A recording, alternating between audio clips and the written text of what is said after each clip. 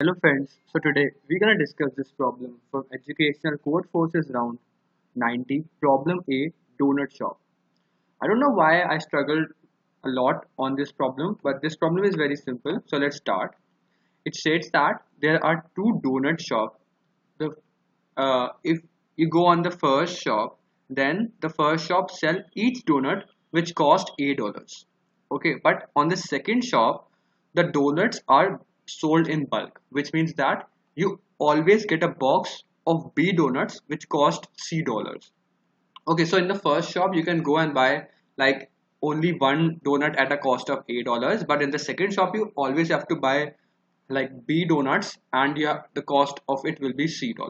So let's assume if you go on the second shop and you just want two donuts, but the box, the ready-made box contains five donuts. So you have to give like $C irrespective, though you only want two donuts, but you have to give the total amount of equal to $5.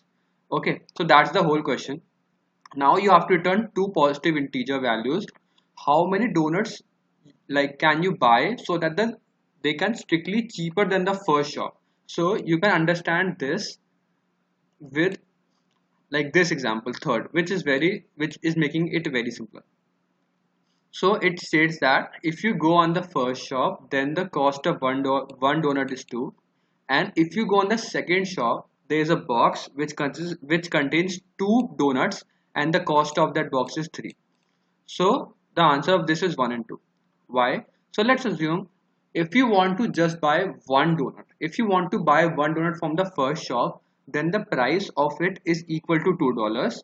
And if you want to buy one donut from the second shop, the price will be equal to $3. Why? Because you cannot buy one donut, you have to buy three, you have to buy two donuts, and thus the price you have to give even if you want to buy one donut is equal to 3. Okay, now if you want to buy two donuts, now the price, if you want to buy two donuts, the price will be equal to 4 from the first shop, and the price will be equal to $3 for the second shop. So now as you can easily see, if you want to buy one donut, then the price from the first shop is less than the price of the second shop, and if you want to buy two donuts, then the price in the second shop is beneficial in compared to price in the first shop.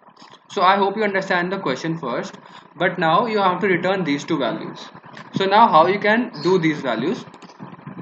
I've written down these values, so you can easily see here is this is the example which we have seen.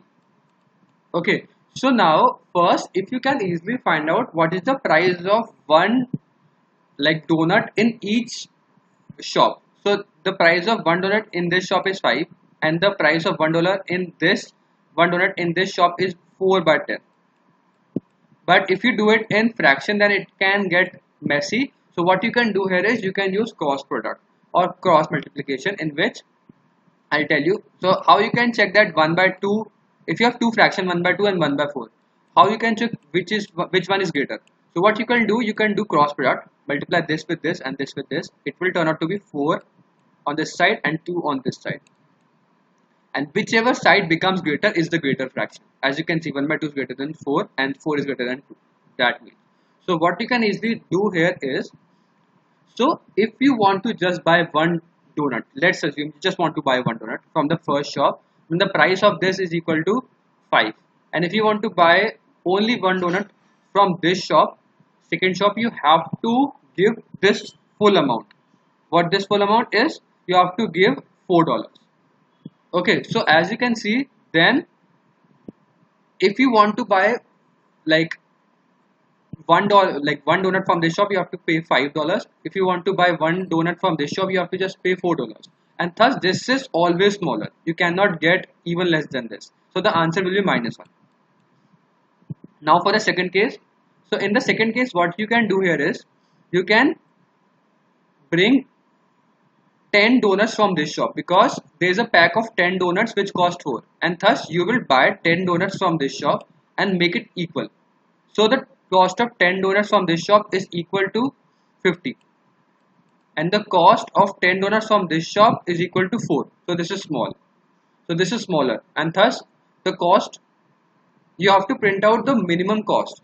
So if you buy 10 donuts from this shop, it will only cost 4 rupees. But if you buy $10 from this shop, it will cost you $50. And thus, the minimum donuts you should buy from this shop is equal to 10. Because if you buy 10 donuts, then you are in benefit. I hope you understand. So this is the whole logic for this question.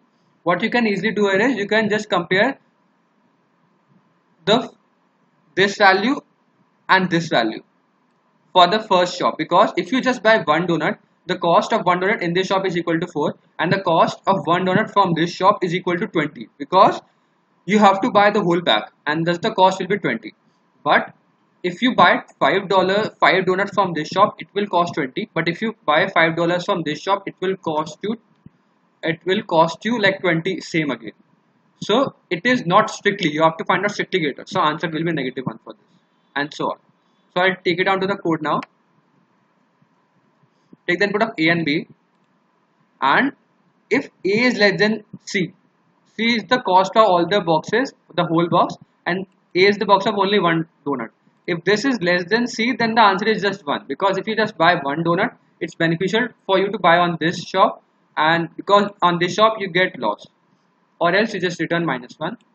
And in the second case, what you'll do, you'll buy all the, like how much B donuts are there, you'll buy B donuts into A, and if this value is greater, like this value which is the cost of the whole box, if this is less than the number of donuts we buy from the first shop, then the answer is just B, because we have bought the whole box and the donuts in this box is B, else return -1. So that's the whole logic. If you still have any doubts, please mention down. Thank you for watching this video. I'll see you in the next one. Keep coding. Bye.